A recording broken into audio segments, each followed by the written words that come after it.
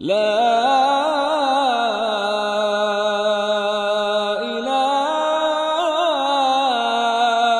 إلا الله.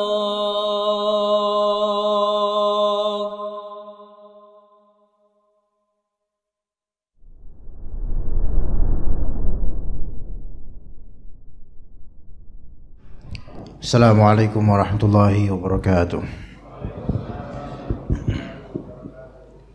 Innal hamdalillah nahmaduhu wa nasta'inuhu wa nastaghfiruh wa na'udzu billahi min shururi anfusina wa sayyiati a'malina. May yahdihillahu fala mudilla lahu wa may yudlil fala hadiya lahu. Asyhadu an la ilaha illallah wahdahu la syarika lahu wa asyhadu anna Muhammadan abduhu wa rasuluhu la nabiyya ba'dah. Fa inna asdaqal hadithi kitabullah wa khairal hadi hadi Muhammadin sallallahu alaihi wasallam wa syarral umuri muhdatsatuha wa kullu muhdatsatin bid'ah wa kullu bid'atin dhalalah wa kullu dhalalatin finnar. Amma ba'd. Para jemaah sekalian rahimakumullah, kita lanjutkan kajian kitab Iqtida' as-Sirat al-Mustaqim li mukhalafati ashabil jahim karya Syekhul Islam Ibnu Taimiyah rahimahullah. Pembahasan tentang sikap ekstrim yang dicontohkan oleh sebagian dari orang, dari manusia, terutama sekali Nasara dan bahkan sebagian dari orang mukmin, orang muslim, yang beberapa dalil menunjukkan hal tersebut. Dimulai di sini beliau sebutkan ayat Allah Azza wa Jalla, Ya ayyuhalladzina amanu la tuharrimu thayyibati ma ahallallahu lakum wa la ta'tadu innallaha la yuhibbul mu'tadin. Wahai orang-orang beriman, janganlah kalian mengharamkan kebaikan-kebaikan yang telah Allah halalkan buat kalian. Ya, ini poin pertama. Poin kedua, wala ta'tadu. Dan janganlah kalian bersikap melampaui batas. I'tida di sini bisa dimaknai melampaui batas. Innallaha la yuhibbul mu'tadin. Sesungguhnya Allah tidak menyukai orang-orang yang melampaui batas. Melampaui batas itu banyak modelnya. Bahkan di antara modelnya adalah mengharamkan apa yang dihalalkan padahal itu baik buat dia. Dan mengharamkannya itu berarti ada sisi apa? Ada sisi ta'budiyah. Ada sisi seolah-olah dia itu mengharamkan karena pengen zuhud atau karena pengen menyembah Allah Ta'ala dengan cara mengharamkan ini. Ya. Padahal itu baik buat dia. Mungkin pengharaman itu hanya untuk dirinya, tapi dia dengan label haram gitu. Ini haram untuk saya. Ini saya nggak boleh pakai seperti ini misalnya. Ya. Kecuali kalau memang hal yang mubah ini memang tidak cocok untuknya atau membuatnya mendapatkan madarat misalnya. Ya, maka mungkin ini pertimbangan lain. Ya. Taib, janganlah kalian mengharamkan kebaikan-kebaikan yang telah Allah Ta'ala halalkan buat kalian, dan jangan kalian bersikap i'tida, yaitu melampaui batas. Tapi kemudian kata Ibnu Taimiyah rahimahullah, wa ala hadza ma fi as-sahihaini an Anas bin Malik. Berdasarkan pembahasan ini, apa yang disebutkan dalam Sahih Bukhari dan Sahih Muslim dari hadis riwayat Anas bin Malik radhiyallahu anhu, beliau bercerita, Jaa thalathatu rahtin ila buyuti azwajin Nabi sallallahu alaihi wasallam. Jazakumullah khairan. Ada 3 orang, dan ini kalangan sahabat, datang ke rumah-rumah para istri Nabi SAW. Ya, ke rumah-rumah para istri Nabi SAW. Yas'aluna an ibadatin Nabi. 3 orang ini mereka bertanya tentang bagaimana sih ibadahnya suami istri Nabi ini, yaitu Nabi SAW. Falamma akhbaru ka'annahum taqalluha. Maka ketika falamma ukhbiru, ketika 3 pria ini diberikan info mengenai bagaimana sih Rasulullah itu beribadah, seolah-olah setelah mendengar itu seolah-olah menganggap apa yang Rasulullah lakukan itu tergolong qalil, yaitu enggak seberapa banyak. Menganggapnya itu wah, itu masih kecil. Ya. Bukan karena meremehkan Rasulullah, bukan. Makanya mereka berkata, faqalu wa aina nahnu minan nabiyyi sallallahu alaihi wasallam. Ya, apalah kita dibandingkan Nabi SAW, kata tiga orang ini. Faqad ghafara lahu Allahu ma taqaddama min dhanbihi wa ma ta'akhkhar. Allah Subhanahu wa taala telah mengampuni kesalahannya yang lampau atau yang akan datang. Yang akan datang atau yang telah lampau. Maksudnya, ya Rasulullah SAW memang segitu ibadahnya karena ya beliau itu sudah diampuni kapanpun. Kita ini enggak seperti itu. Kita ini kan masih belum absolut, belum pasti bagaimana diampuninya kita. Maka kalau Nabi SAW kayak gitu ya wajar, segitu doang ibadahnya. Kita pengen apa? Lebih dari itu supaya kita mendapatkan ampunan. Faqala ahaduhum amma ana fa usalli al-laila abada. Adapun saya akan salat malam sepenuhnya. Setiap malam dan full satu malam saya salat malam. Itu rajul pertama. Rajul kedua, qal akhar ana asumu ad-dahr abada. Saya akan puasa every day, setiap hari. Setiap hari. Jadi bukan puasa Daud, setiap hari mempuasa, lebih dari puasa Daud, ya. Wa qala al-akhar ana a'tazilu an-nisaa fala atazawwaju abada. Saya akan memisahkan diri dari perempuan sehingga saya tidak akan menikah selamanya. Tiga hal yang mana seolah-olah dengan format pemikiran mereka, tiga-tiganya adalah suatu ibadah, yaitu salat malam semalam suntuk setiap hari. Karena Rasulullah SAW juga salat malam, kadang memang sampai lebam kakinya, betul. Tapi mereka pengen lebih dari itu. Dan itu setiap hari, satu orang ini. Satu orangnya juga melihat Rasulullah SAW mungkin ada puasa Senin Kamis atau Bir atau Daud dan seterusnya. Saya pengen lebih dari puasa Rasulullah SAW karena saya lebih butuh ampunan. Saya belum pasti ampuni, kalau Rasulullah kan pasti, harusnya saya lebih dong. Dan yang ketiga, Rasulullah banyak nih istrinya. Kalau gitu saya enggak usah pakai istri sekalian, enggak ada istri. Biar fokus ibadah aja tanpa istri. Nah gitu. Kalau kita lihat ketiga-tiganya ini merupakan produk logika sendiri gitu loh. Logika sendiri, akal mereka, akal kecil masing-masing itu menalarkan atau melogikakan bahwasanya dirinya lebih butuh ampunan sehingga harus lebih banyak lagi dari Rasulullah SAW. Fajar Rasulullah SAW ilaihim. Maka berkata Rasulullah SAW kepada tiga orang ini, antumul ladzina qultum kadza wa kadza. Apakah kalian ini yang waktu itu ngomong begini-begini yang tadi disebutkan? Ama wallahi inni la akhsyakum lillahi wa atqakum lah. Demi Allah, saya, kata Nabi SAW, adalah orang yang paling takut kepada Allah dibandingkan kalian. Dan saya adalah orang yang paling bertakwa kepada Allah dibandingkan kalian. Seorang Rasul boleh ngomong kayak gini untuk apa? Untuk menegakkan hujjah. Adapun kita tidak boleh mengatakan seperti ini. Ikhwah sekalian, saya ini ustadz, maka saya adalah yang paling takut sama Allah. Saya akan dai, maka saya yang paling bertakwa kepada Allah. Itu tidak layak. Malah justru kemungkinan besar sebaliknya, gitu kan. Tapi kalau Rasulullah SAW, maka ini dijamin. Dan apalagi ini dalam konteks bukan fakhr, bukan kesombongan, melainkan dalam konteks menegakkan hujjah. Saya yang paling bertakwa di antara kalian. Saya yang paling takut pada Allah. Walakinni asumu wa uftir.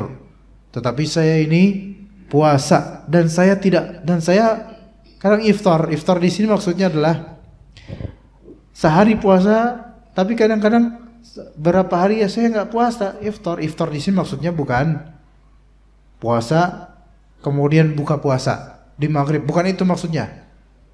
Asum yaitu puasa di suatu hari, dan uftir di sini artinya tidak puasa di hari lainnya. Artinya bukan daily, bukan setiap hari full, tidak. Rasulullah SAW hanya puasa sebulan penuh di bulan Ramadan. Ya. Kemudian wa usalli wa arqud. Ya, saya rajin sholat, tapi saya juga tidur. Maka enggak semalam suntuk, saya tahajud dari habis Isya sampai subuh. Enggak begitu. Dan apalagi itu setiap hari, enggak seperti itu. Wa atazawwajun nisa. Dan saya malah menikah banyak perempuan. Maka faman raghiba an sunnati falaysa minni. Maka barang siapa yang enggan akan sunnahku, maka bukan termasuk dari golonganku. Sunnah di sini bukan maknanya mustahab atau dianjurkan. Sunnah di sini maknanya tariqah, way of life, metode beragama atau berkehidupan. Ini maksud dari sunnah yang di sini. Ya.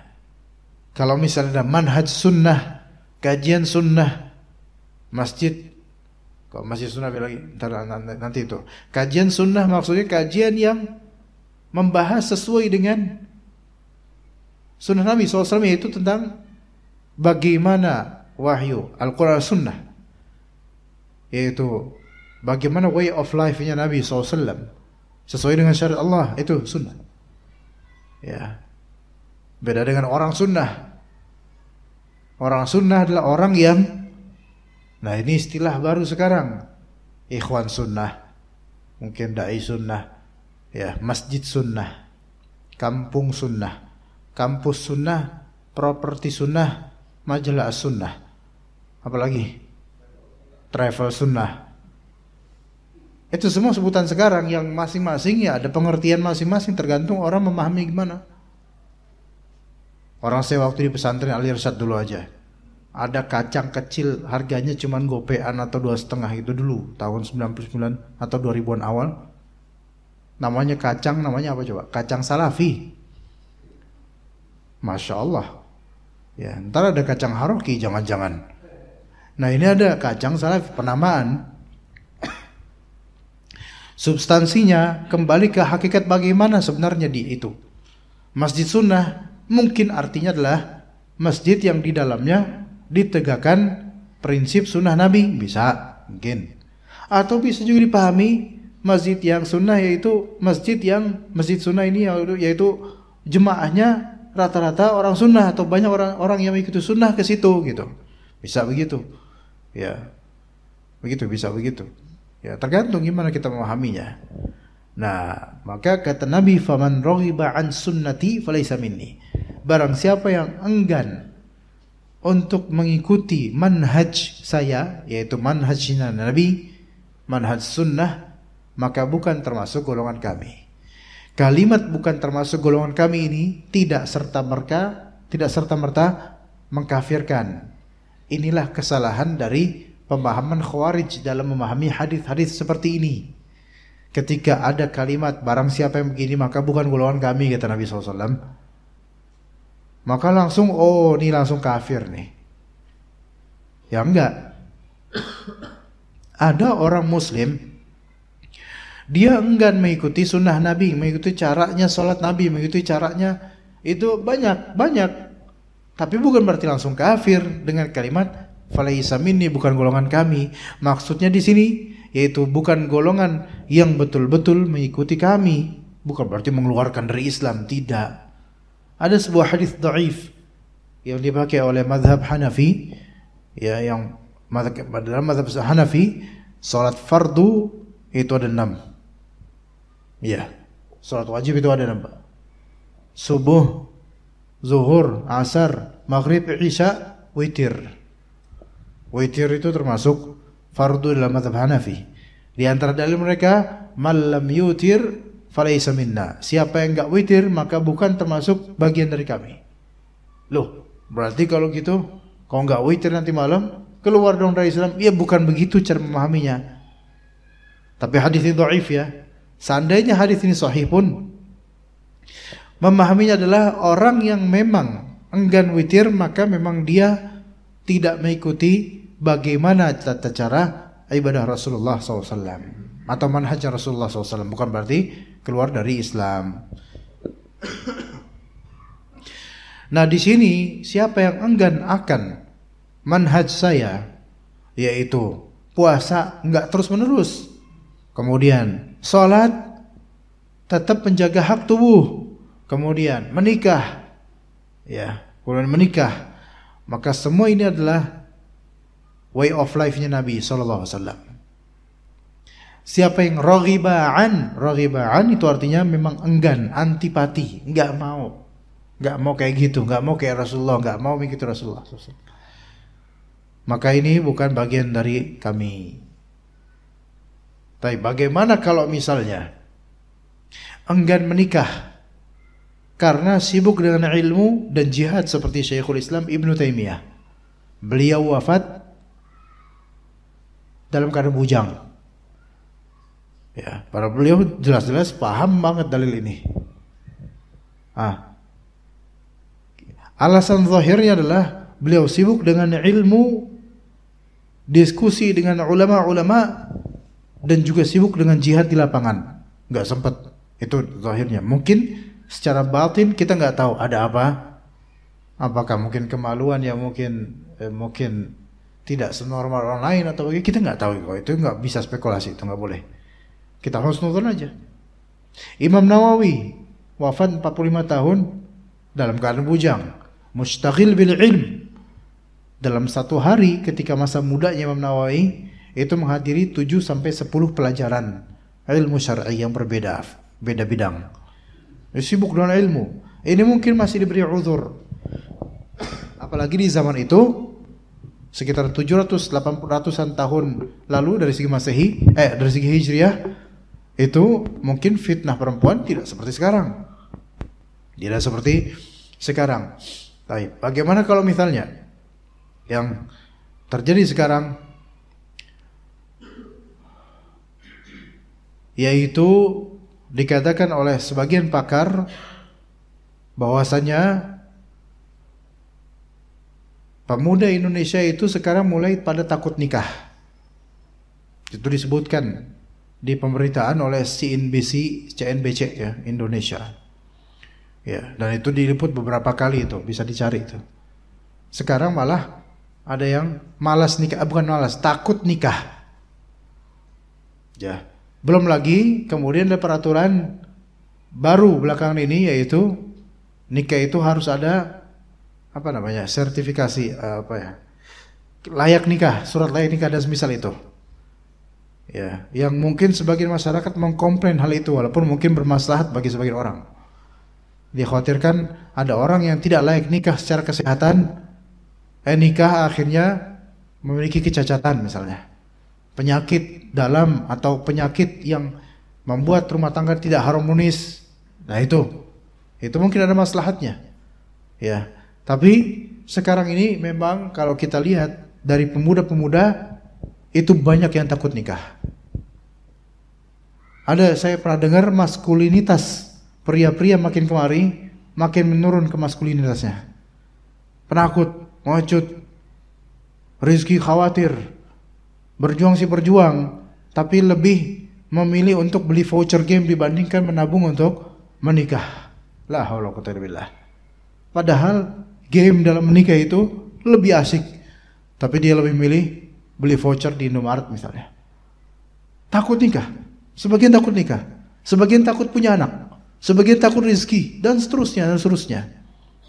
Semua ini merupakan bentuk apa? Man raghiba an sunnati falaysa minni.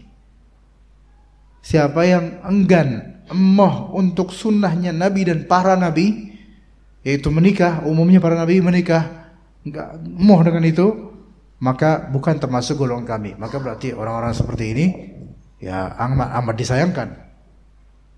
Ya. Namun bedanya dengan yang terjadi di hadis tadi, dia satu orang ketiga Saya a'tazilun nisa, mengasingkan diri dari perempuan dan saya tidak akan menikah. Ini dalam rangka apa? Dengan keyakinan bahwasanya trek ini adalah trek ibadah. Maka ini kalau dilakukan bisa menjadi bid'ah. Adapun kalau misalnya seorang pemuda takut nikah karena takut sama calon mertua misalnya, karena mungkin belum punya modal atau karena khawatir rezeki, maka ini ada yang memang murni karena kebodohan dan kejahilannya, kurang ilmunya. Tapi ada yang sebenarnya kalau mau detail adalah karena kesyirikan yang ada pada hatinya. Loh, kok bisa syirik? Orang itu memang kadang-kadang, kebanyakan orang menganggap syirik itu nyembah berhala. Padahal dengan kurang percayanya dia kepada Allah dalam urusan rezeki, itu menunjukkan kurangnya tauhid dan pasti ada kesyirikan pada hatinya. Buktinya orang-orang yang kurang percaya sama Allah, seringkali dia lebih percaya sama makhluk, lebih percaya sama bosnya. Ya. Boleh jadi seseorang raghiba an sunnati, yaitu enggan melaksanakan metode kehidupan Nabi SAW, boleh jadi karena kesyirikan yang ada pada dirinya, boleh jadi. Karena faktornya banyak, diantaranya yaitu kesyirikan yang sangat-sangat tipis, walaupun syirik kecil. Ya, maka hati-hati dengan sikap kurang percaya sama Allah. Pasti ada sebab. Ya, kita tuh kayak kurang yakin sama Allah, pasti ada sebab. Di antara sebabnya adalah yaitu kita pernah melakukan syirik seperti tawakal kepada selain Allah. Bahkan orang yang tawakal pada selain Allah menunjukkan dia kurang percaya sama Allah. Kurang percaya sama Allah. Walaupun dia tahu Allah Ta'ala memberi rezeki, tapi kurang percaya sama Allah, hingga tawakal sama Allah. Dan itu menunjukkan kesyirikan yang ada pada qalbunya, mungkin lembut, dan kalau tidak muhasabah, introspeksi diri, itu nggak ketahuan. Jadi ada kalanya seseorang meninggalkan sesuatu dalam rangka beragama, padahal agama tidak mensyariatkan itu, bid'ah. Dan ada orang meninggalkan sesuatu karena khawatir, yang mana sebenarnya Allah tuh jamin buat dia, maka ini boleh jadi apa? Dia boleh jadi kurang percaya sama Allah Azza wa Jalla. Taib, ini riwayat Bukhari dan lafal Bukhari, dan juga riwayat Muslim. Dalam riwayat Muslim rahimahullah, lafalnya dari Anas bin Malik, anna nafaran, ini hadis yang serupa sama tapi lafalnya ada perbedaan. Anna nafaran min ashabin Nabi SAW sa'alu azwajan Nabi SAW an amalihi fi sirr. Beberapa orang dari sahabat Nabi, mereka bertanya kepada istri-istri Nabi tentang amalan Nabi di kesendirian. Maka sebagian mereka berikan, wah, la atazawwaju nisa, saya enggak bakal nikah sama perempuan. Ya, wa qala ba'dhum, ada yang berkata lainnya, ini tambahan, la akulul lahm, saya pengen jadi vegetarian aja lah, enggak mau makan daging. Ya. Yang ketiga, ada juga mengatakan la anamu ala firash, saya enggak mau tidur di atas kasur. Maunya tidur di mungkin tempat-tempat yang maudhi' khashin, yaitu tempat yang kasar, bukan kasur. Enggak mau tidur nyaman, enggak mau. Enggak mau, ya. Maka kemudian Nabi SAW mendengar itu dan memuji Allah, dan memuji Allah, mengagungkan Allah. Berkata Nabi SAW, ma balu aqwabin qalu kadza wa kadza. Ada urusan apa nih beberapa orang kok ngomong kayak gini. Ada yang ngomong nggak bakal nikah lah, ada yang ngomong nggak mau makan daging lah. Kalau memang aslinya memang nggak suka daging, itu urusan lain. Tapi masalahnya dia nih nggak mau makan daging dalam rangka ketaatan kepada Allah, padahal Allah itu memubahkan daging yang bagus buat dia. Ya. Ada yang ketiga mengatakan, saya nggak mau tidur di kasur lah, maunya di lantai lah, atau di tempat kotor atau di tempat kasar lah. Ya. Lakinni, kata Rasulullah, tetapi aku, itu Rasulullah SAW, usalli wa anam, aku sholat tapi aku tidur juga, ya. Wa asum wa aftir, kadang aku puasa, kadang pula aku tidak puasa. Wa tazawwajun nisa, aku pun menikahi perempuan. Faman raghiba an sunnati falaysa minni. Siapa yang enggan akan manhajku, maka bukan termasuk golonganku. Tadi yang menariknya ada sahabat ini tidak mau makan daging. Ya, tidak mau makan daging. Satu lagi nggak mau tidur di kenyamanan kasur. Kalau memang dia nggak mau makan daging karena memang ada udzur kolesterol, silahkan. Karena itu bukan bagian dari agama, melainkan ya kembali kepada kasus dirinya, keduniaan dirinya. Tapi kalau misalnya tanpa ada alasan, melainkan hanya masalah saya pengen dekat sama Allah dengan cara meninggalkan ini, mengharamkan ini untuk diri saya, maka ini tidak pantas. Bahkan ini dianggap menyimpang dari sunnah Nabi SAW. Karena Nabi memakan daging, kemudian tidur di atas kasur, begitu jemaah. Bahkan justru Allah Subhanahu wa taala menyukai ketika memberi nikmat dan nikmat itu diperlihatkan efeknya, dimanfaatkan dengan baik. Itu Allah suka. Justru Allah taala tidak ridha jika sudah memberikan padanya nikmat kemudian dia mengharamkannya, padahal itu sudah baik dari Allah Azza wa Jalla. Ya, taib. Kemudian wal ahaditsul muwafiqatu li hadza katsiratun fi bayani anna sunnatahu allati hiya al-iqtisad fil ibadah wa fi tarki syahwat khairun min ruhbaniyatin nasara. Hadis-hadis semacam ini banyak dalam rangka menjelaskan bahwasanya sunnahnya Nabi dalam iqtisad mencukupkan, ya dalam iqtisad itu irit, sunnahnya Nabi itu irit dalam masalah ibadah. Dan juga dalam masa tarkis syahwat, meninggalkan syahwat, balance dan irit, itu sunnahnya Nabi SAW. Itu lebih baik daripada metode beragamanya para rahib dari kalangan Nasrani, yang mana para rahib dari kalangan Nasrani, mereka itu alatihya tarku ammatis syahwati minan nikahi wa ghairihi.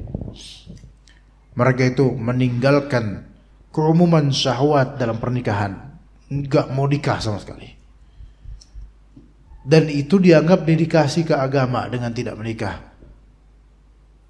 Ya. Ini tidak muqtasid, ini tidak menengah, ini tidak irit dalam urusan ibadah, melainkan justru bukan irit ini. Nol sebenarnya, enggak memberikan ibadah, nikah. Padahal itu nikmat yang Allah berikan. Wal ghulu fil ibadati sauman wa salata. Bersikap berlebihan dalam beribadah, baik puasa maupun salat, di kalangan para rahib-rahib itu. Adapun Islam menengah, ya. Syahwat bukan dihilangkan dalam Islam, tapi dikendalikan. Ya, beda. Ya.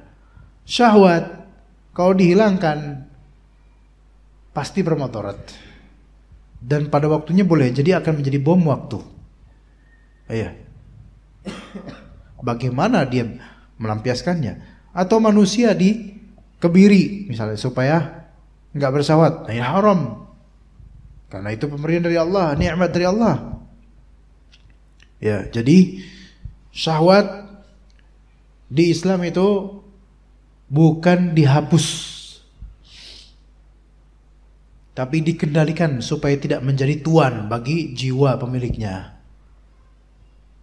Melainkan syahwat ini harus sesuai dengan koridor syariat. Dan kalau kita melihat seluruh dari berita kriminal, baik yang fake atau yang true, ya, bahkan baik pihak yang bersalah atau pihak yang dianggap benar, sebenarnya semua itu, kenapa ada kasus seperti itu? Pasti karena ada awal dari syahwat yang tidak terkendali. Itu mesti. Ya. Dan Islam menganjurkan ibadah muqtasid, menengah. Dan juga dari segi meninggalkan syahwat, bersikap menengah, tidak dipotong total, tapi tidak dibiarkan semaunya. Karena kalau dipotong total akan menjadi bom waktu dan madarat buat dirinya. Kalau dikendalikan sepenuhnya, wah lebih parah lagi mungkin ya. Ya bisa jadi binatang dia. Taib. Wa qad khalafa hadha bit-ta'wil wa li'adamil ilm ta'ifatun minal fuqaha wal 'ibad. Hal seperti ini telah diselisihi oleh sekelompok dari para ahli fikih dan para ahli ibadah karena salah tafsir atau memang karena nggak punya ilmunya. Ya, contohnya riwayat Abu Dawud dalam sunannya dengan sanadnya dari Abu Umamah. Ada seorang berkata, ya Rasulullah, idzin li bisyahah. Ya Rasulullah, izinkan saya untuk siyahah. Apa itu siyahah jemaah sekalian? Bahasa kita kalau siyahah itu sekarang kayak jalan-jalan apa namanya?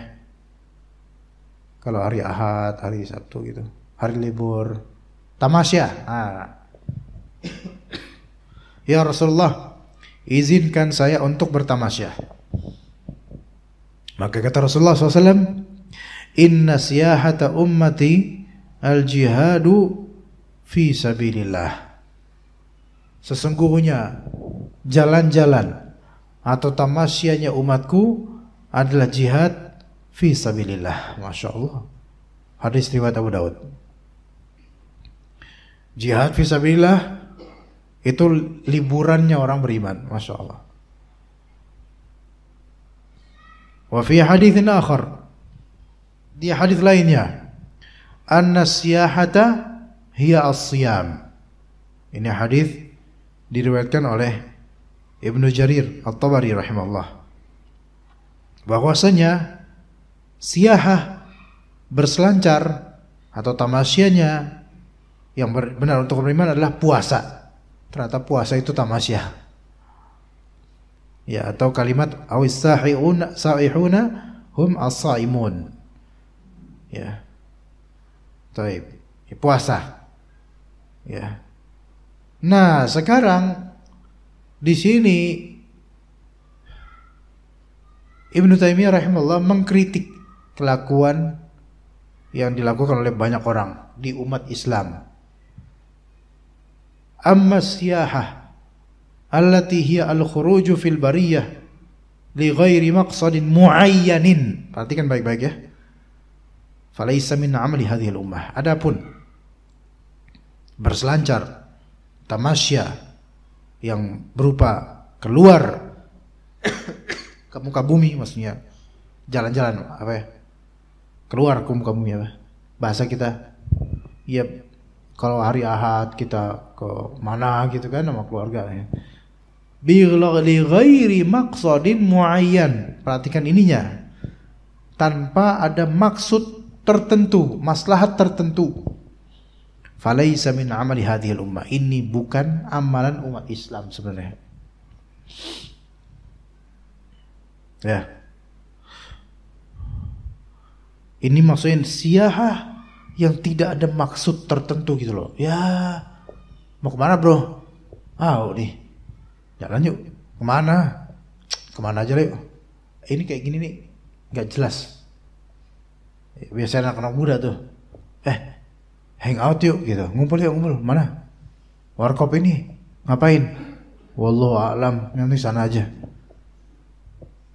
Nggak ada maksud muayyan, nggak ada maksud tertentu.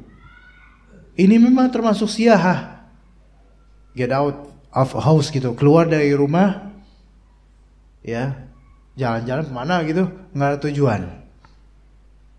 Maka ini kata Imam Ahmad, laisatis siyahatu minal Islam fi syai' wala min fi'lin nabiyyin wala salihin.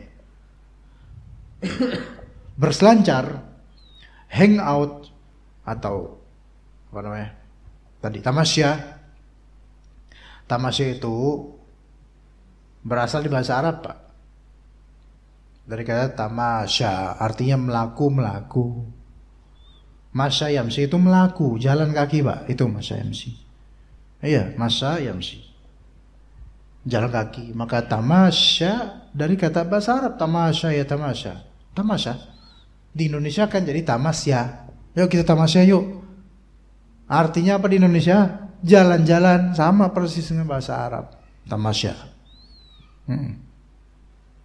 Kayak begitu. Nah bahasa kita isinya siyahah, yaitu berselancar. Tamasya, keluar untuk nyari hiburan atau apa? Hiburan yang mungkin ya, bukan hiburan sih, dia pengen keluar aja gitu, nggak jelas.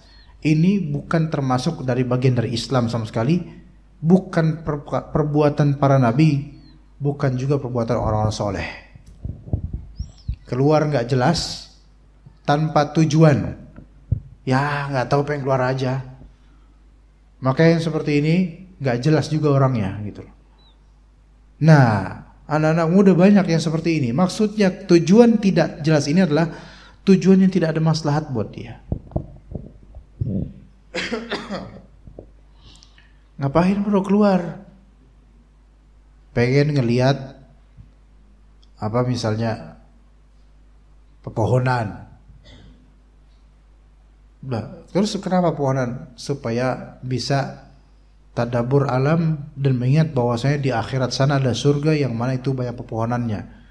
Sehingga ketika saya melihat pohon dunia itu begitu indahnya, saya teringat pohon surga jauh lebih indah. Kira-kira tamasya seperti ini boleh tidak? Boleh kalau kayak gini mah, karena mengingatkan akhirat. Kalau misalnya Pak, sekeluarga, tetangga gitu bilang, mau kemana Pak? Antum tanya, dia bilang mau ke Ragunan. Antum bilang mau lihat saudara ya. Nah ini tamasya gimana? Ini ngece ini. Enggak. Dibalas sama mau lihat saudara ya Pak ya? Enggak, saya nggak punya saudara di situ. Justru saya mau jenguk saudara ente di situ. Nah ini debat lagi jadinya. Kebon bin tamasya bukan Pak? Tamasya. Buktinya di Ragunan nggak boleh motor masuk, jalan kaki semua. Tamasya. Ya. Maka ini semua tamasya. Tapi kalau ke Ragunan untuk menghibur keluarga, untuk berdekatan dengan ukhuwah keluarga, maka ini ada tujuan. Makanya tujuan yang bagus.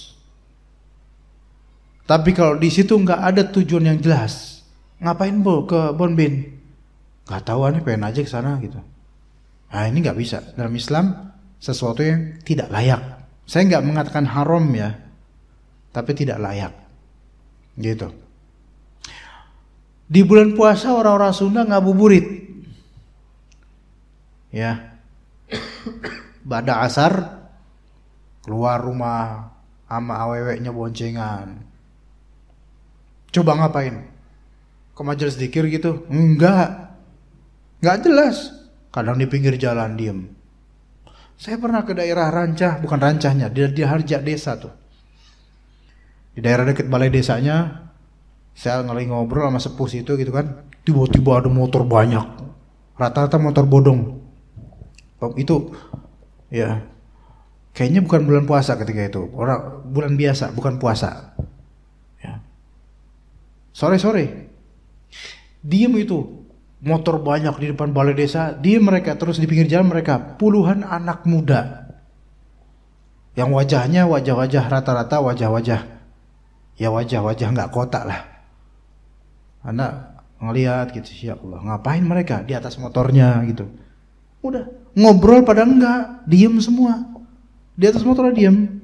Ada yang sambil gidein kuku nih pinggir jalan. Ngapain ya?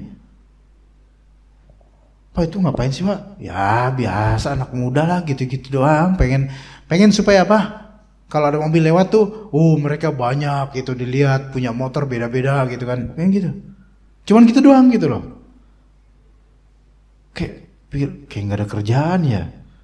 Tapi sekarang saya sadar bahwa saya lebih nggak ada kerjaan lagi ngeliatin mereka. Enggak.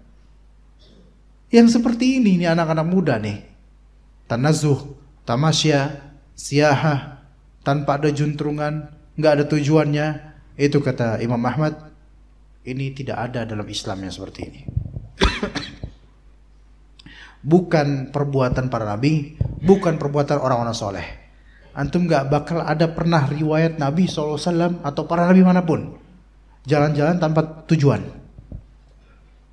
Gak ada. Keluar rumah gak jelas tujuannya, gak ada.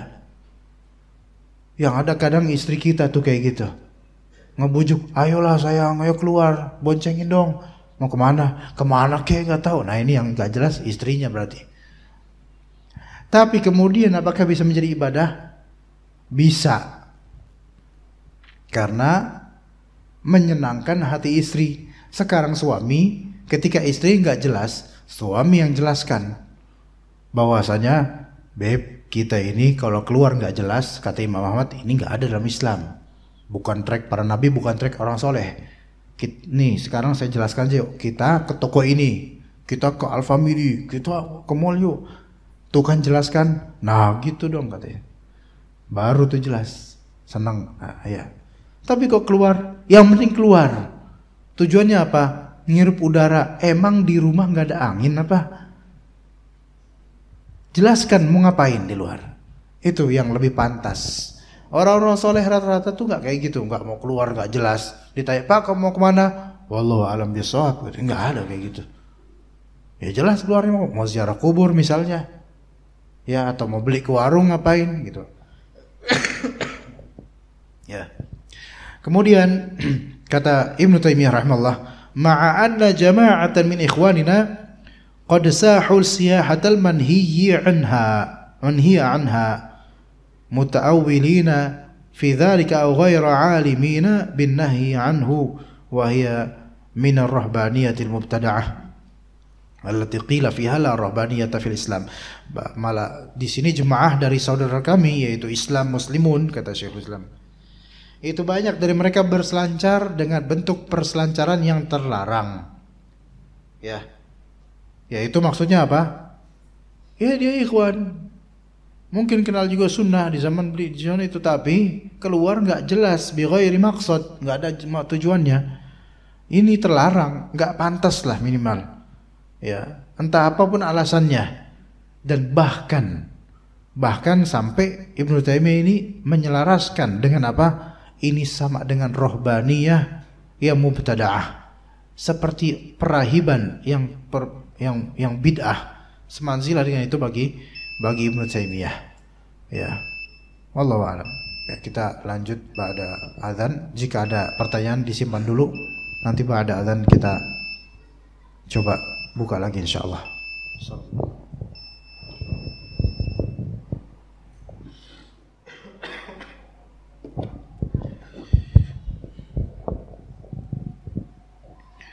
Baik, kata Ibnu Taimiyah rahimahullah taala, wal gharadu huna bayanu ma ja'at bihil hanifiyah. Tujuannya di sini adalah penjelasan agama yang disebut agama Hanifiyah, itu Islam, agama Nabi Ibrahim.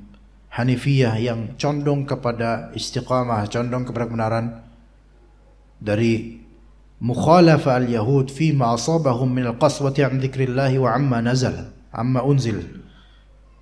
Di antara agama ini, di antara manhaj atau metode beragama Islam adalah menyelisihi orang-orang Yahudi dari apa yang menimpa mereka dari kekerasan terhadap zikir kepada Allah Azza wa Jalla, kekerasan terhadap wahyu, amma unzil. Orang-orang Yahudi itu dikenal dengan apa? Kerasnya watak mereka sehingga tidak mampu berzikir. Kerasnya watak mereka sehingga ayat-ayat itu tidak mempan buat mereka. Nah, biasanya kerasnya watak seseorang sehingga tidak mampu zikir, enggak mampu takut sama Allah, dan enggak mampu untuk mengulas wahyu dengan baik dan memperhatikan ayat dengan baik, itu justru menimpa orang-orang berilmu. Justru menimpa sebagian orang-orang berilmu dari kalangan kaum muslimin. Sebagian orang Yahudi, kekerasan mereka terhadap, yaitu tidak bisa mampu untuk zikir pada Allah Azza wa Jalla, tidak mampu ingat pada Allah dan takut padanya. Itu biasa orang berilmu lah. malah orang berilmu. Dan nggak takut dengan bagaimana treatment mereka terhadap wahyu. Itu orang berilmu yang kayak gitu banyak. Yang kedua, wa mukhalafatin nasara fima hum alaihi minar rahbaniyatil mubtada'ah. Dan juga agama Islam, agama Hanifiyah ini, manhaj keduanya menyelisih orang-orang Nasrani terhadap apa yang ada pada mereka dari penyimpangan kerahiban yang bersifat bid'ah. Beramal tapi nggak ngerti gitu loh, dasarnya apa. Dan ini biasanya orang jahil. Maka orang-orang awam itu lebih banyak yang seolah-olah seperti cara beribadahnya orang Nasrani, di atas ketidaktahuan, di atas kebodohan, cuma sekedar ikut-ikutan karena nggak berilmu. Adapun orang yang berilmunya malah justru keras hatinya. Sekarang kalau majelis ta'lim, orang berilmunya itu keras hatinya dalam artian dia ketika menyampaikan ilmu tidak takut sama Allah, bahwasanya dia memelintir ayat atau melintir tafsir, kemudian jemaahnya mau aja dicokokin, ya udah, maka ustadznya ibarat orang Yahudi, muridnya kayak orang Nasara. Dan itu banyak. Dan ketika ustadznya dikasih tahu, Ustadz afwan, ini kan hukumnya gini, kan dalil ini. Kamu siapa kamu? Nyuruh saya ngeliat dalil. Ya, emang kamu seberapa ilmu kamu? Lulusan mana kamu? Padahal jelas itu dalil. Qaswah, kekerasan hati, qasatul qalb, an dzikrillah, enggak takut sama Allah gitu loh. Dihadapkan padanya ayat, dia lawan. Saya ini keturunan ini, kamu enggak usah macam-macam sama saya. Muridnya yang bahlul-bahlul, yang udah kecekok, ikutan, pergi kamu, enggak usah ganggu guru kami. Nah, ini muridnya membangun pengetahuan, dia membangun amal di atas kebodohan. Ustadznya yang seperti ini, dia keras kepala, keras hati. Ya, seperti itu jemaah sekalian. Baik, apa ada pertanyaan di sini jemaah? Silakan, fadhal. Apa? Hikayah. Nikah. Aha.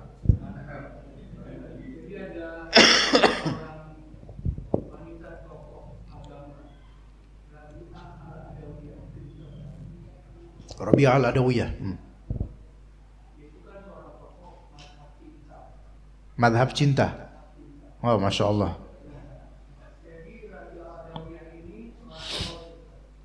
Qari. Salihah.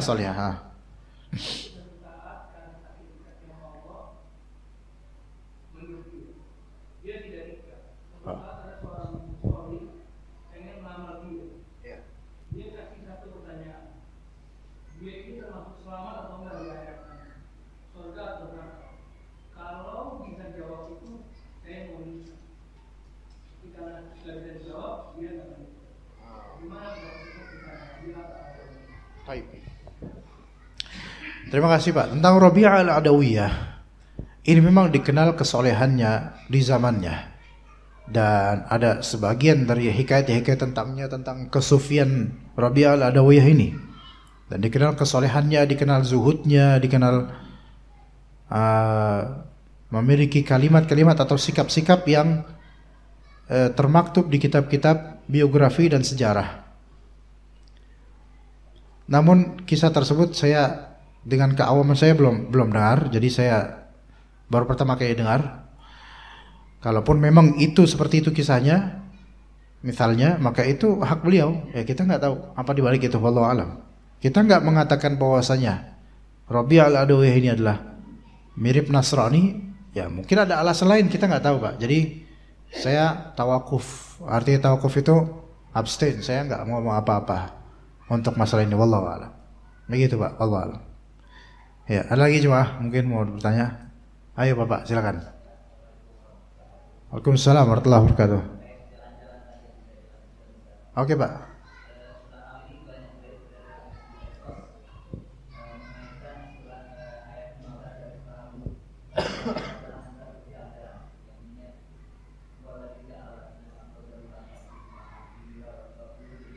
Gimana Pak? Apa tadi bilangnya? Famshu fi mana famshu fi manakibiha wa kulu min rizqih. Ya. Wisata kuliner ya Pak ya. Oke. Baru nyambung saya. Wisata kuliner baru nyambung nih. Ini biasanya ummahat.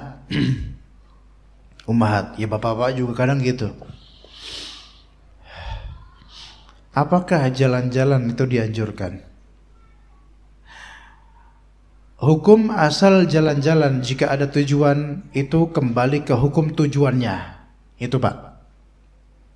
Kaidahnya gitu Pak. Hukum jalan-jalan dikembalikan kepada tujuannya, bukan kepada jalan-jalannya. Kalau enggak ada tujuannya bisa makruh. Bahkan di sini disamakan dengan kebid'ahan oleh Ibnu Taimiyah. Bisa makruh atau bahkan bisa disamakan dengan kebid'ahan. Tapi minimal makruh lah gitu ya. Adapun menjadikan traveling, jalan-jalan, apa anak sedikit minta waktu. Berpedoman dengan ayat di Al-Mulk, di surat Ibrahim, di surat lainnya, Qul siru fil ardi fanzuru kaifa kana aqibatul mukadzibin misalnya. Katakanlah, jalanlah kalian di muka bumi ini dan lihatlah oleh kalian apa yang telah menimpa orang-orang yang dulu mendustakan Allah ya. Sekarang pertanyaan saya, Qul siru fil ardi, perintah, jalanlah kalian, silakan jalan muka bumi. Ya, ini adalah pendapat perintah untuk orang musyrikun supaya mereka itu ngerti apa akibat kesyirikan, atau perintah untuk siapapun manusia, berjalanlah di muka bumi. Tapi ada tujuan. Siru fil ardi fanzuru, untuk menyaksikan, melihat kaifa kana aqibatul mukadzibin, apa akibat dari para pendusta terhadap agama Allah. Jadi apa? Jalan untuk ngambil ibrah. Itu perintah. Baru itu perintah, fi'il amr yang perintah. Ya. Orang melakukan itu karena mengamalkan ayat ini dapat pahala. Di surat Al-Mulk, huwallazi ja'ala lakumul arda dzalula. Dialah Allah Ta'ala yang menjadikan bumi itu dzalul, yaitu tunduk pada manusia. Ya. Nah, kemudian ada kalimat famshu fi manakibiha wa kulu min rizqih. Ada dua perintah sini. Jalanlah kalian di manakib. Manakib itu adalah jalan-jalannya, jalan-jalan di bumi ini, sebaik jalan setapak, jalan raya, boulevard dan seterusnya, itu semua manakib namanya. Wa kulu min rizqih, dan makanlah kalian rizki kami, rizki dari Allah Azza wa Jalla. Ini dua-duanya fi'il amr. Fi'il amr itu bahasa Indonesianya adalah kalimat perintah. Tapi perlu diingat jemaah sekalian, sebagian dari kalimat perintah dalam Al-Quran itu tujuannya untuk al-izin, atau memberikan izin, atau membolehkan, mempersilahkan. Maka makna dari famshu fi manakibiha di sini adalah kalian silakan jalan-jalan di muka bumi ini, di jalan-jalannya. Makan, silakan kalian makan dari rezekinya, dari rezeki dari Allah. Ini namanya ibahah, pembolehan.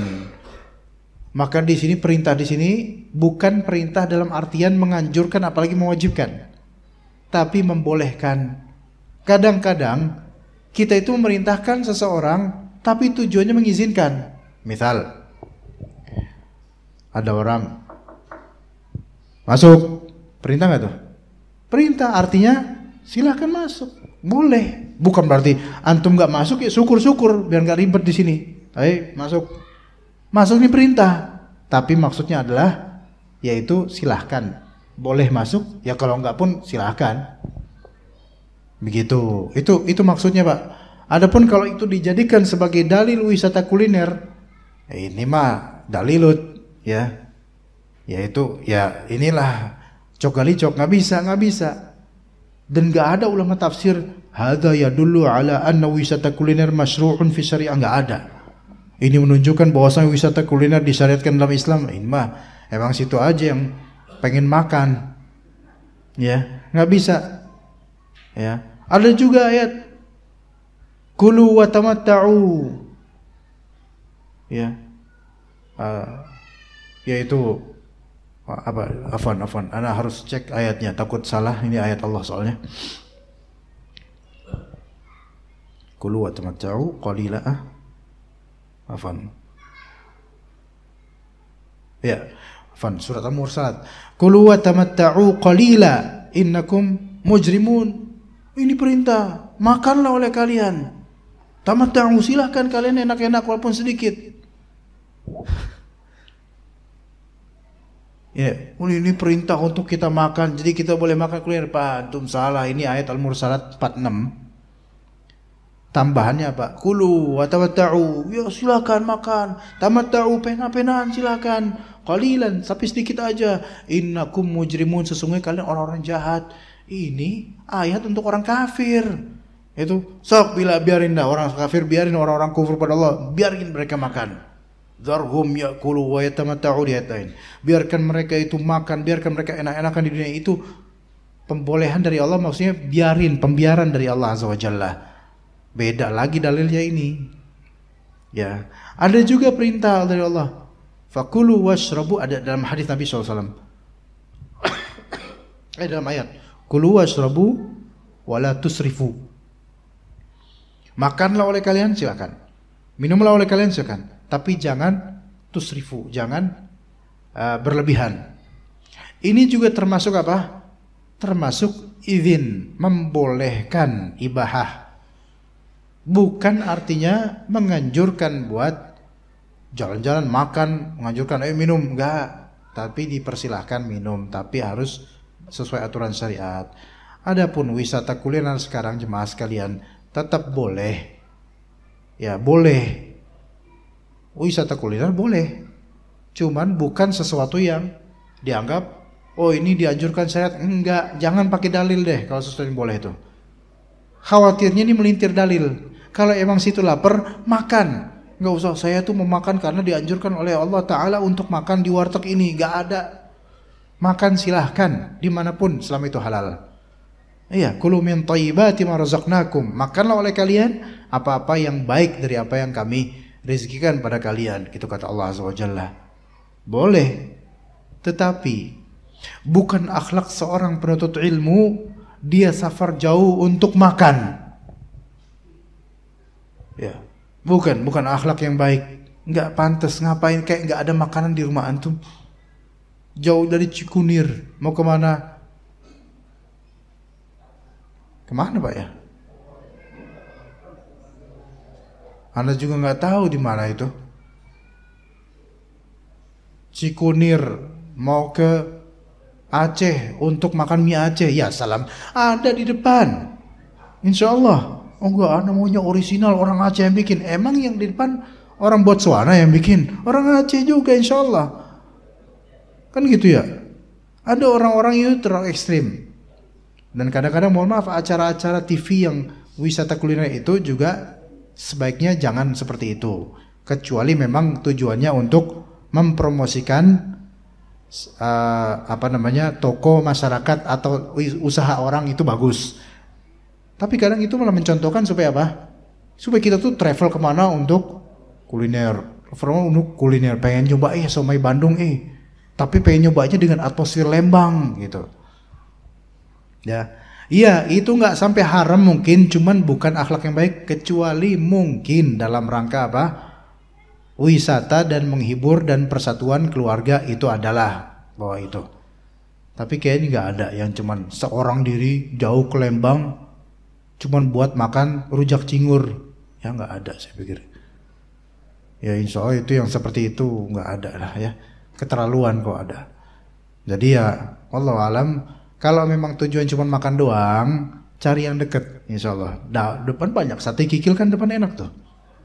Iya, kadang kalau lapar saya waktu dulu makan sate kikil sambil ngumpet takut jemaah melihat. Sejujurnya. karena murah gitu kan. Coba kalau mahalan, anak tampilin itu, wow, anak makan ini gitu. Ya begitu jemaah sekalian, dan juga jangan mubazir, jangan berlebihan dalam soal makanan. Kita cukup sampai sini. Wassallallahu ala nabiyina Muhammad wa ala alihi wa sahbihi ajma'in. Subhanakallahumma bihamdika asyhadu an la ilaha illa anta astaghfiruka wa atubu ilaik. Assalamualaikum warahmatullahi wabarakatuh.